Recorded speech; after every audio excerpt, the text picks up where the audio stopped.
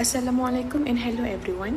Today our group will be presenting on Islamic finance, focusing on ESG, SRI Sukuk and Green Sukuk.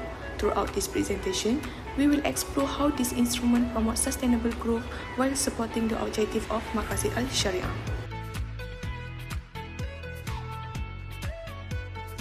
Hello everyone, I will briefly explain what is ESG.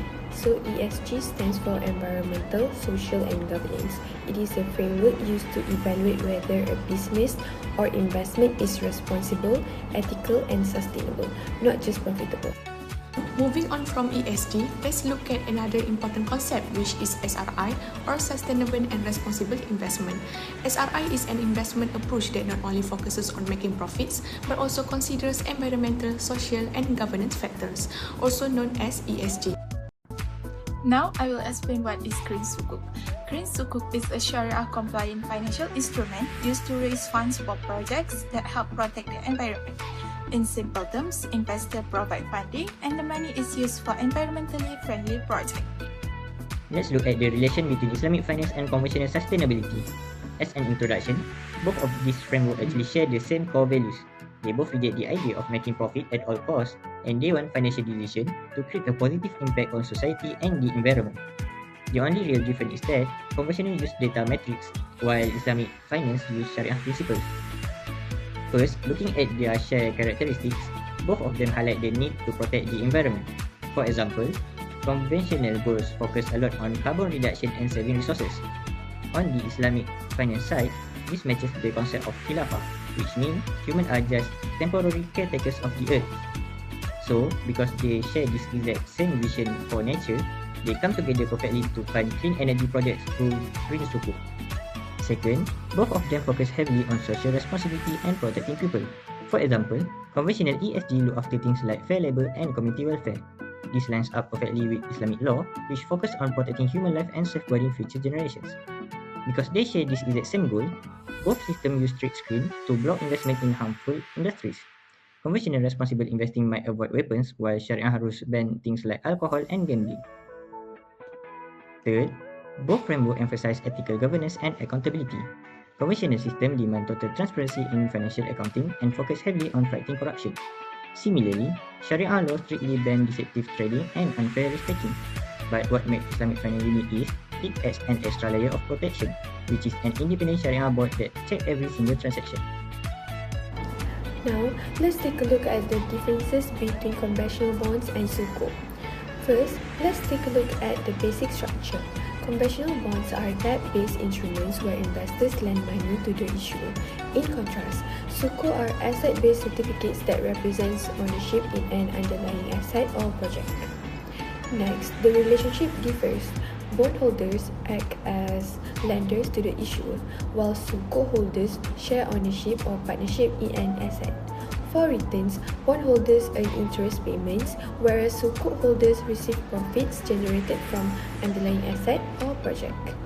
Another key difference is that conventional bonds involve interest, while Sukuk avoid interest, or as known as riba, in accordance with Islamic finance principles. Finally, conventional bonds do not need to follow Sharia principles, but Sukuk must be fully Sharia compliant. Now I will explain the key characteristic of ESG or SRI Sukuk and Green Sukuk. Starting with ESG or SRI Sukuk, the first characteristic is that it follows Sharia principles. This means all investment must comply with Islamic ethical guidelines and cannot involve prohibited activities.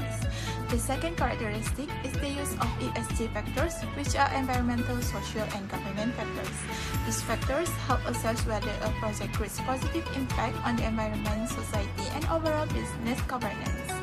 Another important characteristic is the strict use of proceeds disciplines.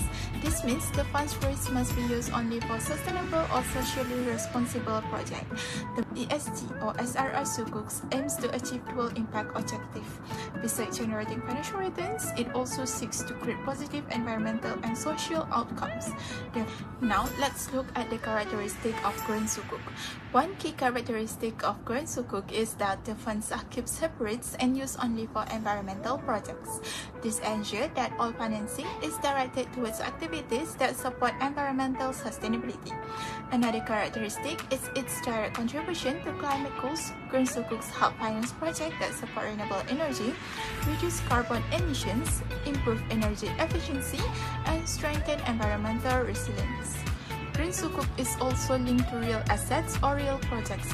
This means the financing is backed by actual environmental projects or infrastructure rather than being used for general purpose. As a result, overall, both ESG or SRI Sukuk and Green Sukuk support sustainable development and follow Islamic finance principles. However, ESG or SRI Sukuk has a broader scope that include environmental, social, and governance aspects, while Green Sukuk focus specifically on environmental projects and climate-related goals. Before discussing its importance in sustainable Islamic finance, it is important to understand what Maqasid Syariah means. Maqasid Syariah refers to the higher objective and purposes of Islamic law. It serves as a guideline to ensure that all human activities, including financial transactions, promote benefit and prevent harm. Generally, Maqasid Syariah can be categorized into three levels. The first is necessities, which cover the basic needs essential for human existence. The second is convenience, which reduce hardship and make life easier. The third is refinements, which promote moral values, ethics, and a higher quality of life. After understanding the concept of Maqasid Syariah, we can see why it is highly important in sustainable Islamic finance. First, Maqasid Syariah promotes the protection of human well-being. Islamic finance is not solely focused on generating profits. Instead, it seeks to safeguard essential aspects of human life, including religion, life, intellect, family, and wealth. By prioritizing this element, Islamic financial institutions can contribute to the overall welfare of society. Second, it promotes ethical and fair financial practices. Maqasid Syariah encourages transparency, honesty, and justice in all financial transactions. It prohibits exploitation, fraud, excessive uncertainty, and harmful activities. As a result, financial dealings become more responsible and trustworthy, benefiting both institutions and customers. Third, Maqasid Syariah ensures the avoidance of harm or madarah. Islamic financial institutions are guided to avoid investment and activities that may negatively affect individuals, community, or the environment. This principle helps reduce social and economic harm while encouraging responsible decision-making. Finally, Maqasid Syariah supports long-term sustainability. Sustainable Islamic finance aims to create positive and lasting impacts on society. By aligning financial activities with ethical values and social responsibility, Maqasid Syariah ensures that economic growth benefits not only the present generation but also future generations. Next, I will explain some examples of sectors and project finance through ESG and SRI Sukuk in Malaysia. First, renewable energy and utilities. A good example is UiTM Solar Power Sdn Berhad, which issued RM240 million ringgit Green SRI Sukuk to finance a 50 MW solar power plant in Gambang, Pahang. This project supports affordable and clean energy under Sustainable Development Goal SDG 7 by promoting environmental sustainability in line with Islamic principles. Second, sustainable real estate and green buildings. PNB Merdeka Ventures issued a RM2 billion ringgit Green SRI Sukuk to support the development of Merdeka 118 in Kuala Lumpur. The funding helped improve energy and water efficiency, allowing the building to achieve internationally recognized green building standard. Third, clean water and sanitation. AIS Selangor used its sustainability Sukuk framework to fund major infrastructure improvements including old pipe replacement and district metering zones. These initiatives help reduce water loss and improve the efficiency of water supply services supporting SDG 6. Finally, social infrastructure and education. Khazanah Nasional introduced Sukuk Ihsan, Malaysia's pioneering social impact Sukuk.